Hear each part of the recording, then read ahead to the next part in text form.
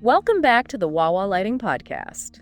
Now it's amazing to think about how much lighting technology has advanced since we first harnessed electricity to illuminate our world. It is. But, it's not always about declaring one technology the winner and consigning the others to the history books. Right. Each lighting solution has its own strengths and weaknesses. And understanding those nuances is key to making informed decisions. For instance, we talked about incandescent lamps.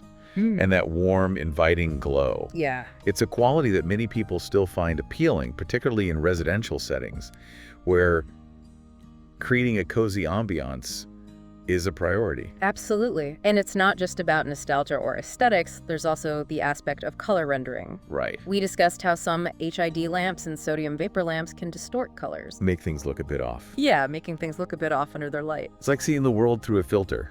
While LEDs have come a long way in improving color rendering, some argue that they haven't quite captured the subtle nuances and vibrancy of light produced by incandescent lamps. They haven't. It's like the difference between listening to a digitally remastered recording versus the original vinyl. Yeah. Sometimes that subtle imperfection adds a certain character that's hard to replicate. It highlights how lighting is not just about functionality, it's also about creating an experience, evoking emotions, and shaping our perception of the world around us. Speaking of shaping experiences, I'm curious about the role of dimming in different lighting technologies. Yeah. We briefly mentioned that some fluorescent lamps and LEDs can be dimmed. Right. But are there any interesting insights or caveats our listeners should be aware of? Dimming is a fantastic way to create atmosphere, conserve energy, and even extend the life of your light sources. However, the way dimming works and its effectiveness can vary significantly depending on the lamp technology. So could you elaborate on that? What are some of the key differences our listeners should keep in mind? Well, with incandescent lamps, dimming is pretty straightforward. Okay. You reduce the voltage to the filament and it glows less brightly, simple as that. But with fluorescent lamps, it's a bit more complicated. Okay. Those older magnetic ballasts we talked about earlier, they weren't exactly known for their smooth dimming capabilities. I remember those days. Dimming the lights often resulted in an annoying buzzing sound, and sometimes even caused the light to flicker or change color. That's right. Dimming fluorescent lamps with magnetic ballast was often a noisy and unpredictable affair.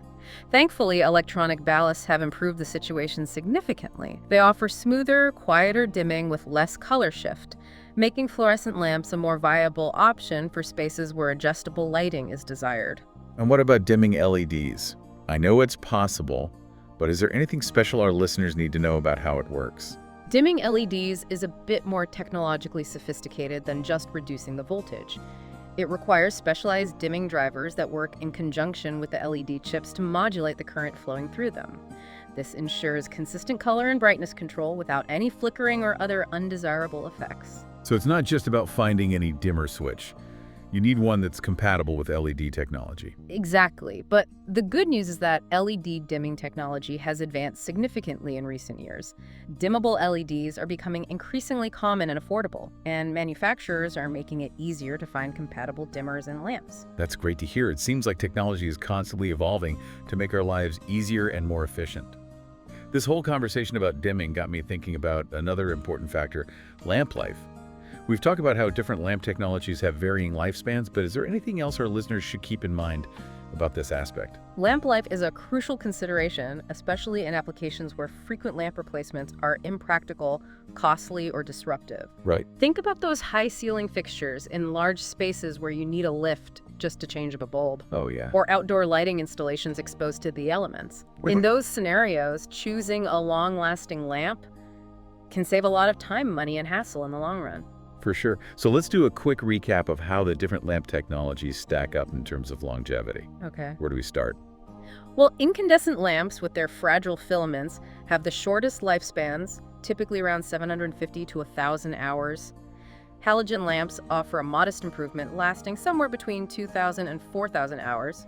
And what about fluorescents? They seem to last much longer than those traditional bulbs. You're right. Fluorescent lamps with their unique method of generating light have significantly longer lifespans, ranging from 10,000 to as high as 25,000 hours, depending on factors like the type of ballast and operating conditions. That's a considerable jump in longevity, but I have a feeling you're about to tell me that LEDs are the true champions of long life. You're catching on. LEDs are renowned for their exceptional lifespans, often exceeding 50,000 hours, and some manufacturers even claim lifespans of 100,000 hours or more. Wow, that's practically a lifetime of lighting. I can't imagine having to replace an LED bulb very often. You probably wouldn't have to, but there's a nuance to LED lifespan that's worth mentioning. While LEDs themselves are very durable and rarely fail completely, their light output gradually diminishes over time. So it's not like they suddenly go dark one day, they slowly fade over time. Exactly. It's a gradual decline rather than a sudden burnout. Eventually, their light output drops below a certain threshold, and that's when they're considered to have reached the end of their useful life, even though they might still technically be functioning. And how is that threshold determined? Is there a standard measurement used to define the end of an LED's useful life? There's an industry standard called L70, which refers to the point at which an LED's light output has decreased to 70% of its initial brightness. This is often considered the point where the LED is no longer providing adequate illumination for its intended purpose. So even though the LED might still be emitting some light, it's no longer as bright or effective as it was when it was new. That's right, and that's an important factor to consider when comparing LED lifespans to those of other lamp technologies. It's not just about how long the lamp technically functions, but how long it maintains its desired level of brightness and performance. It's all about understanding the nuances, isn't it? And it's great that we're unpacking all these details for our listeners so they can make informed decisions about their lighting choices. Absolutely. Lighting is a complex topic, but it's full of fascinating details that can make a world of difference in how we design, illuminate, and experience our spaces. Speaking of making a difference, I want to shift gears for a moment and talk about the environmental impact of different lighting technologies. Okay. Sustainability is a major concern these days. It is. And I know our listeners are always looking for ways to reduce their environmental footprint. For sure. So let's do a quick rundown of how the different lamp technologies we've discussed measure up in terms of their environmental friendliness. Where do we start? Well, incandescent lamps with their low efficacy and short lifespans are unfortunately at the bottom of the list. They consume a lot of energy to produce a relatively small amount of light and require frequent replacements, which contributes to waste. Not exactly the poster child for sustainability. No, they're not. Halogen lamps are a slight improvement in terms of lifespan, but they still rely on that same inefficient incandescent technology, so they're not much better from an environmental standpoint. What about fluorescents? Yeah. They're more energy efficient than incandescents and halogens, but I know they contain mercury, which is a hazardous substance. Right. That raises some concerns about their environmental impact, right? You're right. The presence of mercury in fluorescent lamps is a definite drawback. It requires careful handling and disposal to prevent environmental contamination.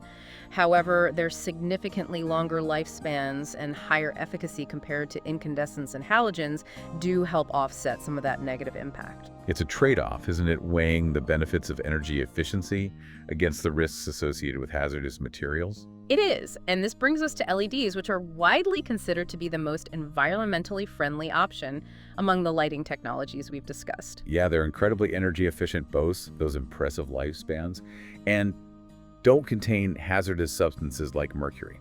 You've got it, but even with LEDs, there are some nuances to their environmental impact that are worth considering. Really, I thought LEDs were the clear winner when it came to sustainability. What are some of the potential downsides? The manufacturing process for LEDs can be energy intensive, and the materials used in some LED components can be challenging to recycle.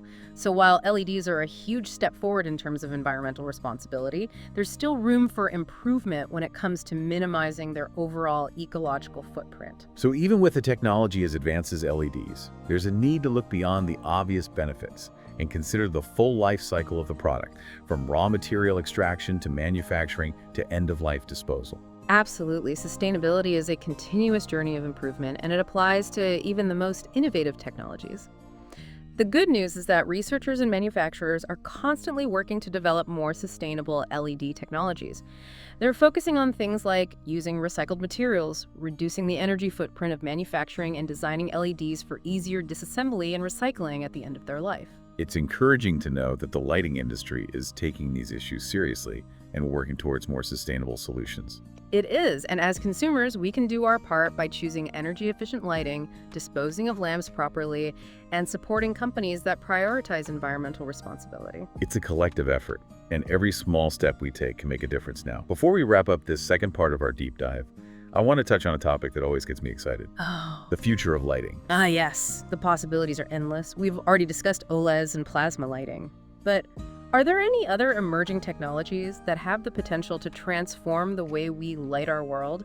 What's on the horizon that has you particularly intrigued? Well, I've been reading about something called quantum dot lighting. Yeah. And it sounds almost like science fiction. It involves using tiny semiconductor nanocrystals called quantum dots to emit light. Quantum dot lighting is incredibly exciting. These tiny nanocrystals have remarkable optical properties. They can be precisely tuned to emit very specific colors of light, and they're incredibly efficient at converting electricity into light. So imagine LEDs, but with even greater color accuracy and efficiency. It sounds like a dream come true for lighting designers and anyone who appreciates vibrant, true-to-life colors. You're getting it. Quantum dot lighting could revolutionize displays, making them even more stunning and energy efficient. And it holds immense potential for creating highly customizable lighting solutions, allowing us to fine-tune the color and quality of light to match our needs and preferences. That's incredible. It seems like the boundaries between lighting and technology are becoming increasingly blurred. What else is out there that has you excited about the future of lighting? Another fascinating area is Li-Fi, which stands for light fidelity. Li-Fi. I've heard whispers about it, but I don't really understand how it works. Is it like Wi-Fi, but with light instead of radio waves? That's a great way to put it. Li-Fi is a wireless communication technology that uses light waves to transmit data. It has the potential to be much faster and more secure than Wi-Fi, and it could even be used to provide location-based services indoors. So imagine walking into a store and your smartphone automatically receives targeted information or promotions based on your exact location within the store, all thanks to Li-Fi signals transmitted by the lighting system. That's just one possibility. Li-Fi could also be used in smart homes to control appliances, monitor energy consumption, and even provide internet access, all through the power of light. Wow, it's like the lighting system becomes the central nervous system of the building, connecting everything and everyone within it. It's a mind-blowing concept. It really highlights how lighting is evolving beyond its traditional role of illumination and becoming an integral part of our connected world. This has been a truly eye-opening discussion about the future of lighting. It's clear that innovation is pushing the boundaries of what's possible, and I can't wait to see what the next generation of lighting technologies brings. Me too. It's an exciting time to be involved in the world of lighting. But before we get too carried away with futuristic visions, let's bring it back down to earth and recap some of the key takeaways from this second part of our deep dive. Sounds good. What were some of the key points we covered? We talked about how different lighting technologies have their own strengths and weaknesses. Yeah. And it's not always about finding the best technology, but rather the right technology for a particular application and desired effect. Right. We also delved into the nuances of dimming, highlighting how different lamp types require different approaches to achieve smooth and flicker-free dimming. Exactly. And we explored the important topic of lamp life, comparing the lifespans of various lamp technologies, and emphasizing the need to understand the concept of L70 when evaluating LED lifespans. We couldn't forget about the environmental impact of lighting, discussing the pros and cons of different technologies and highlighting the ongoing efforts to make lighting more sustainable. And of course, And finally, we took a peek into the future, exploring emerging technologies like quantum dot lighting and Li-Fi, which have the potential to revolutionize the way we illuminate and interact with our world. it's an exciting time. It is. Stay tuned for part 3, where we'll continue our exploration of lighting, discussing its impact on the built environment and pondering the fascinating connections between light architecture and human experience. You won't want to miss it. Welcome back to the Wawa Lighting Podcast for this final part of our deep dive into the evolution of electric light sources. It's amazing how lighting has really shaped the world around us. Yeah, before electric lighting, our lives were literally ruled by the cycles of the sun. Work, social gatherings, even leisure activities. Right. Everything revolved around daylight hours. It's true. And then Then the incandescent bulb changed all that. yeah, suddenly we have the power to extend our days and illuminate our spaces. We could create And create. entirely new possibilities for how we lived and interacted with our surroundings. It's like we gained control over darkness itself. We did. And as lighting technology advanced, so too did our architectural ambitions, Absolutely. like the development of fluorescent lamps in the mid-20th century. Yeah, that allowed for the creation of vast, brightly lit office spaces, shopping malls, and factories. Big Brighter, more efficient lighting Yeah, really fueled the rise of modern architecture. with its emphasis on open spaces, clean lines, and a sense of expansiveness. Exactly. It's no coincidence that many of the iconic buildings of the 20th century were designed around the capabilities of fluorescent lighting. It's like lighting became an integral part of the architectural language, and today with LEDs, Yeah. we're seeing even more creative and energy-efficient ways to integrate lighting into our buildings and urban landscapes. Think about all those stunning architectural facades Oh yeah. that are illuminated with LEDs, creating dynamic and colorful displays that transform cities at night. It's like architecture becomes a canvas for light art, adding a whole new dimension to our urban experiences. It really does.